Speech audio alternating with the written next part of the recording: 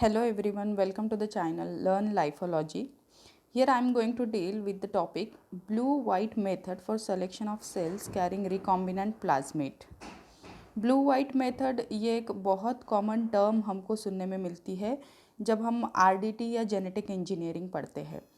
तो blue white method क्या है? It is related to identifying cells. Here in the image you can see, जैसे कि नाम बताता है ब्लू वाइट, तो it is something related to the colour.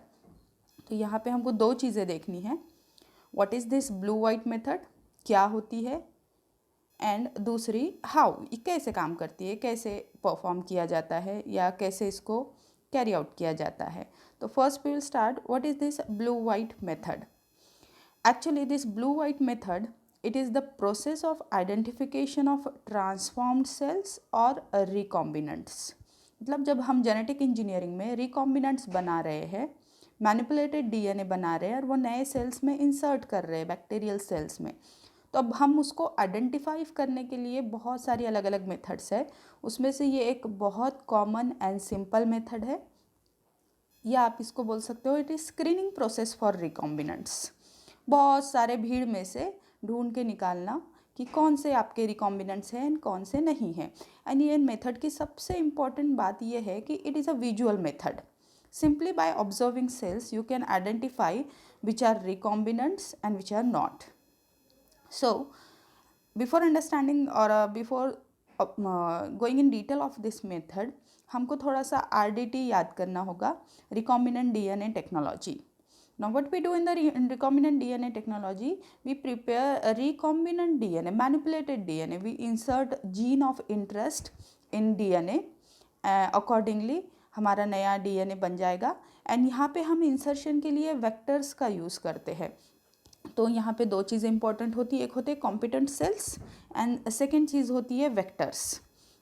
Suppose here we are going to take the plasmid vectors, they are different types of vectors. यहाँ पे हम plasmid vectors लेंगे एंड प्लाज्मिड वेक्टर में फॉरेन डीएनए को attach किया जाता है, insert किया जाता है, and then this plasmid vector it is inserted into competent cell. और हमको इंसर्ट करने के बाद जो मिलता है that is are transformed cell और रिकॉम्बिनेंट। ये हम रिकॉम्बिनेंट डीएनए टेक्नोलॉजी में करते हैं। अभी ये सेल बन गया है, then how we will identify this recombinants from the millions of the cells. बहुत सारे हज़ारों लाखों करोड़ों सेल्स है, इसमें से आपको रिकॉम्बिनेंट्स ढूंढना है। तो उसके लिए जो मेथड यूज़ किए जाते हैं, among those methods this blue white method is one of the method. So let's go in detail of this method. तो यहाँ पे इम्पॉर्टेंट चीज़ जो है, जो हमको ये मेथड यूज़ करने के लिए लगती है, that are the manipulated plasmids. यहाँ पे जो प्लाज्मिड वेक्टर यूज़ किया जाएगा that is a completely manipulated plasmid. Here on the screen you can see that plasmid. और यहाँ पे आपको कुछ इंपॉर्टेंट चीज़ें बताई गई है that the plasmid should have to be use in a blue white method. सबसे पहले तो आप यहाँ देख रहे हो AMPR, that is a selection marker. It is ampicillin resistance gene. यहाँ पे this ampicillin resistance genes it allow only the transform cells to grow. मतलब यहाँ पे एम्पिसिलिन रेजिस्टेंस के लिए ये अपना प्रोडक्ट बनाता रहेगा। If your media is having ampicillin, that is one of the most common antibiotic belonging to the class penicillin, penicillin group के तरह होता है ये एम्पिसिलिन। तो वहाँ पर ये आप एम्पिसिलिन रेजिस्टेंस वहाँ पर जीन डाल देंगे, मार्कर डाल देंगे, तो दूसरी कॉलोनीज या दूसरे सेल्स नहीं ग्रो हो पाएंगे जिनके अंदर ये एम्पिसिलिन रेजिस्टेंस जीन नहीं है। सेकेंड इंपॉर्टेंट थिंग जो हमको यहाँ पे दिखती है that is LAC-Z gene. Now we all know what is this LAC-Z. This gene is responsible to produce the enzyme beta galactosidase. Beta galactosidase क्या है हमको पता है, ये एंजाइम यूज़ होता है लैक्टोज के ब्रेकडाउन के लिए। Lactose is a disaccharide, by using beta galactosidase it is broken down into glucose and galactose. ये LAC-Z का कॉमन रोल है, ये हमको पता है। तो यहाँ पे LAC-Z का बहुत इंपॉर्टेंट, बहुत ही ज़्यादा इंपॉर्टेंट रोल है इस ब्लू वाइट स्क्रीनिंग मेथड में। Your plasmid must have this LAC-Z. Instead of ampicillin resistance, we can use other antibiotic resistance genes also, but LAC-Z is compulsory. So here what LAC-Z is doing here in this method, we know this beta galactosidase it acts on lactose, but along with the lactose it acts on a chemical compound X-gal. and hydrolyzes this X-gal to 5-bromo-4-chloroindoxyl. This X-gal, it is a chromogenic substance. Chromogenic मतलब colour वहाँ पे induce करने वाला substance है, coloured compound में इसका conversion हो जाता है. It's chemical name is 5-bromo-4-chloro-3-indolyl beta D galactopyranoside. Here on the screen you can see the structure, but the name is quite difficult to remember, so you can remember simply X-gal. So X-gal is hydrolyzed into a compound, and the product which is formed, that is 5-bromo-4-chloroindoxyl, it dimerizes to form a 5,5-dibromo-4,4-dichloro-indigo, which is a blue colored compound. So here you can understand कि आपके plasmid में लैक्सेड है, plasmid bacteria के अंदर गया है, recombinant cell के अंदर गया है, and when this cells are growing and if you are supplying there the chemical X-gal, तो क्या होगा, प्लाज्मिड ये लैक्सेड गैलेक्टोसिडेज बनाएगा एंड गैलेक्टोसिडेज X-gal को हाइड्रोलाइज करेगा और इसको एक ब्लू कलर्ड कंपाउंड में कन्वर्ट करेगा. This is the main thing behind this blue white method, and everyone should remember this principle. Why there is a blue white colour differentiation, आपको ये यहीं पे समझ में आने वाला है. देन नेक्स्ट हमको यहाँ पर जो दिख रहा है डायग्राम में, that is MCS. MCS is a multiple cloning site. This is a sequence can be nicked by restriction enzymes to insert the foreign DNA. Now here is the twist. यहाँ पर लैक्स जेड के बीच में एक छोटा सा sequence है जिसको multiple cloning site बोला जाता है, एंड यहाँ पर रेस्ट्रिक्शन एंडोन्यूक्लियस की साइट भी रहेगी. रेस्ट्रिक्शन एंजाइम्स वहाँ पे निक कर सकते, कट कर सकते हैं, and at that cutted place we can insert the foreign DNA. Here foreign DNA will be the gene of interest, जो हमको इंटरेस्ट करना है, इंसर्ट करना है बैक्टीरिया के अंदर. अभी यहाँ पर MCS में आपने सपोज फॉरेन DNA इंसर्ट कर दिया. Now what will happen, this lac Z जो जीन रहेगा ये डिस्टर्ब हो जाएगा एंड आपका बीटा गैलेक्टोसिडेज नहीं बनेगा. अगर इंसर्ट होता है, प्रॉपर इंसर्ट होता है, तो there will be no beta galactosidase. Remember this point, later you will understand it much better. So अब देखते हैं कि ये मेथड परफॉर्म कैसे की जाती है, how. So for this method we require agar plate. Simply we can take the LB agar, and here the agar plate should be incorporated with X-gal. Second चीज़ आपके अगार में होनी चाहिए IPTG. ये IPTG क्या है देखते हैं. एंड थर्ड चीज़ होनी चाहिए एम्पिसिलिन. अगार बनाते टाइम ये तीनों चीज़ें इसमें इनकॉर्पोरेट करना है. X-gal का हमने रोल देख लिया. IPTG it is isopropyl beta D1 थायोगैलेक्टोपायरानोसाइड. यहाँ पे आप स्ट्रक्चर भी देख सकते हो. It is actually a inducer for inducing cells to produce beta galactosidase. It is a structural analog of lactose and induces the cells to produce beta galactosidase.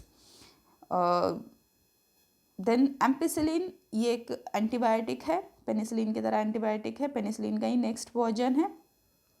Then अब हमको यहाँ पर लगेगा, ये तो मीडिया, आपका मीडिया रेडी हो गया, प्लेट आपकी ये सारी चीज़ों से बनी होनी चाहिए. देन आता है plasmid. Plasmid it will be inserted with a foreign DNA, आपका recombinant plasmid. And recombinant plasmid जब हम इंसर्ट कर देते हैं तो बनता है ट्रांसफॉर्म्ड सेल्स और recombinant cells. Now what we are going to do, we are taking this culture with the recombinants and we are going to inoculate this cultures on this plates. And ये plates पे inoculation करने के बाद यहाँ पर आपकी plate it is containing X-gal, that is a chromogenic substance, IPTG inducer of beta galactosidase and ampicillin. तीन important चीज़ें हैं यहाँ पर. अब क्या होता है, इंक्यूबेशन के बाद जब आपने इसमें कर दिया, इनोकुलेशन कर दिया है, इंक्यूबेशन के बाद आपको प्लेट दिखेगी with two coloured colonies. One will be the white colonies and another will be blue colonies. And this is actually a what you can say the result to identify the recombinants. यहाँ पे आपके white colonies and blue colonies, and you simply visual observation से आप बता सकते हो कि कौन से recombinants हैं कौन से नहीं हैं. Here we'll see how we will interpret our plate results. So see in this diagram, the complete experiment is summarized here in this diagram. We are having different steps. First is the ligation. Ligation में plasmid vectors में foreign DNA insert करेंगे, that is a part of genetic engineering that will see in another video. And यहाँ पे insert करने के बाद क्या होता है, कि here you can see this is a plasmid and we have inserted the foreign DNA and हमको पता है foreign DNA हमारा insert होना चाहिए MCS में, मल्टीपल क्लोनिंग साइट में। देन हमारा नेक्स्ट स्टेप होता है इसके अंदर ट्रांसफॉर्मेशन। ट्रांसफॉर्मेशन में plasmid DNA competent E coli के अंदर जाएगा। अब यहाँ पर 3 डिफरेंट चांसेस है कि आपका फॉरेन DNA कहाँ इंसर्ट हुआ है, उसके बेसिस पे 3 आपको टाइप के ई कोलाई मिलेंगे। फर्स्ट, इंसर्ट विद इन लैक्जेड, एक तो फॉरेन DNA लैक्जेड में जा सकता है। सेकेंड, इंसर्ट हो सकता है आउटसाइड द लैक्जेड, ये भी पॉसिबिलिटी है कि लैक्जेड में इंसर्शन हुआ ही नहीं है। एंड थर्ड पॉसिबिलिटी है there is no insert at all, insert ही नहीं हुआ है।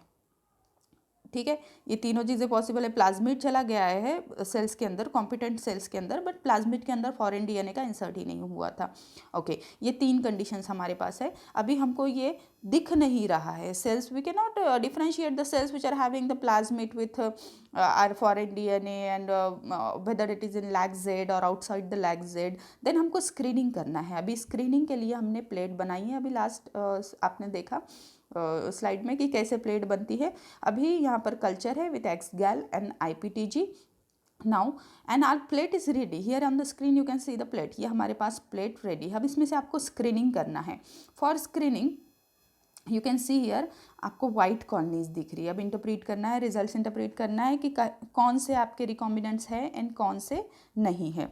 White colonies, this white colonies are recombinants. Now we know why these are recombinants. See here in the image you can see, as the insert is within lag Z, the production of beta galactosidase is no more, वहाँ पे production नहीं होगा। And beta galactosidase का production नहीं होगा तो x gal it can not be converted into coloured compound, and coloured compound में नहीं कन्वर्ट हो रहा है, that's why the colony colour is white. So are recombinants are white. Then second हमारे पास ब्लू कॉलोनीज दिख रही है। अब ब्लू कॉलोनीज 2 रीज़न से बन सकती है। पहला रीज़न आपका हो सकता है यहाँ पर कि इंसर्शन हुआ है, फॉरेन DNA का प्लाज्मिड में इंसर्शन हुआ है बट लैक्जेड में इंसर्शन नहीं हुआ है।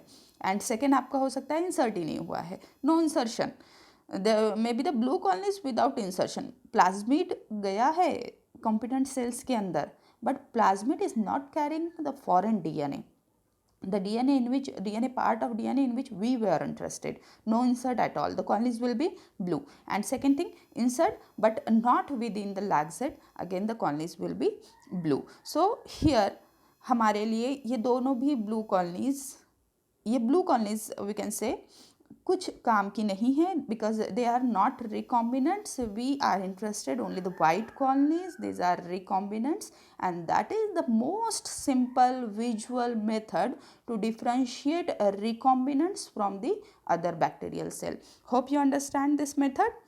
Thank you for watching this video. Subscribe my channel for more simplified videos on lifeology. Thank you.